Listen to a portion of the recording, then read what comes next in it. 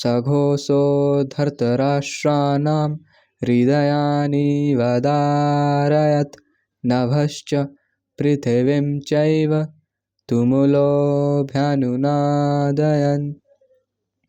उच्चारण करते हैं इसका, मेरे पीछे पीछे बोलना। सघोषो धर्तराष्ट्राणां,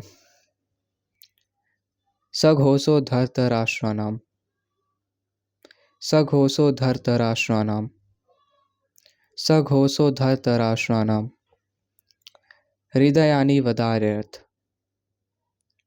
हृदयानि वदारयत्, हृदयानि वदारयत्, हृदयानि वदारयत् नभश्च पृथिवीं चैव, नभश्च पृथिवीं चैव, नभश्च पृथिवीं चैव तुमुलोऽभ्यनुनादयन्, तुमुलोऽभ्यनुनादयन्, तुमुलोऽभ्यनुनादयन्। Once more. सघोषो धर्तराष्ट्राणां हृदयानि वदारयत् नभश्च पृथिवीं चैव तुमुलोऽभ्यनुनादयन्।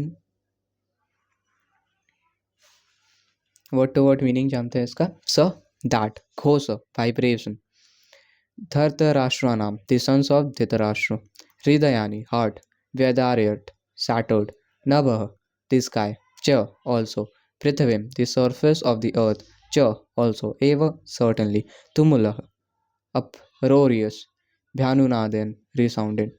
Translation: the blowing of these different conch shells became uproarious, vibrating both in the sky and on earth. It shattered the heart of the sons of Dhritarashtra.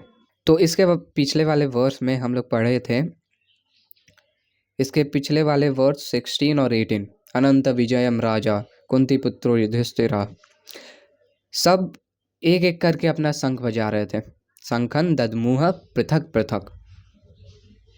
तो तुम इसको इमेजिन कर सकते हो, पहले 3 बेस्ट पर्सनालिटीज बजाया शंख, that is lord Shri Krishna, पंचजन्यम ऋषिकेशो देवदत्तम धनंजय अर्जुन, पौंड्रम दद्मो महाशंखम भीमकर्मा विगोधरा। ये 3 लोग पहले बजाते हैं शंख। उसके बाद सब सारे पांडव और पांडवों के साइड में जो आर्मी एक साथ एक एक करके शंख बजाने लगते हैं, पृथक पृथक। और इसका जो आवाज था, क्या किया वो? सघोषो, दैट वाइब्रेशन, क्या किया? दैट वाइब्रेशन हृदयानि वदारयत्, shattered the heart, shattered the hearts. Whom? किसका? धर्तराष्ट्राणाम, the sons of धृतराष्ट्र। यहाँ पे और 2 वर्ड्स है, नभश्च पृथिवीं चैव, the sound resounded in the whole sky, in the earth, even the sky and the earth got shattered.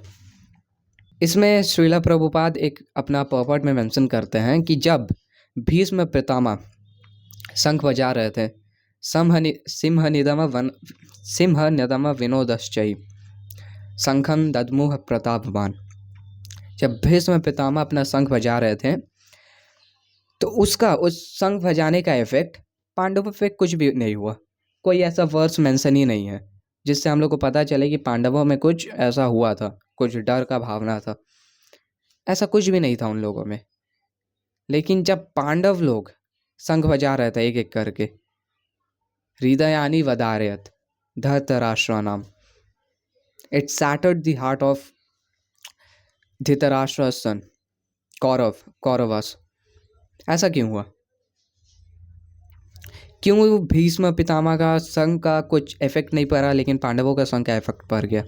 वो इसलिए, पहला तो ऐसा बोल सकते हैं, एक ये मेजर रीज़न नहीं है वैसे, पहला ऐसे बोल सकते हैं कि उनको पता था कि वो लोग सच्चाई के लिए लड़ रहे हैं, तो ब्ला ब्ला करके they knew that they are fighting for good and there is no thing to fear, ऐसा नॉर्मली बोल सकते हैं। दूसरा चीज़ है, जो कि एक मेजर मेजर रीजन है, there believe over Krishna, Lord Shri Krishna, they are confident over Lord Shri Krishna. यहाँ पे पर्पट हम जल्दी से पढ़ते हैं। when Bhishma and other on the side of the Duryodhana blew their respective counsel, there was no heartbreaking for Pandavas.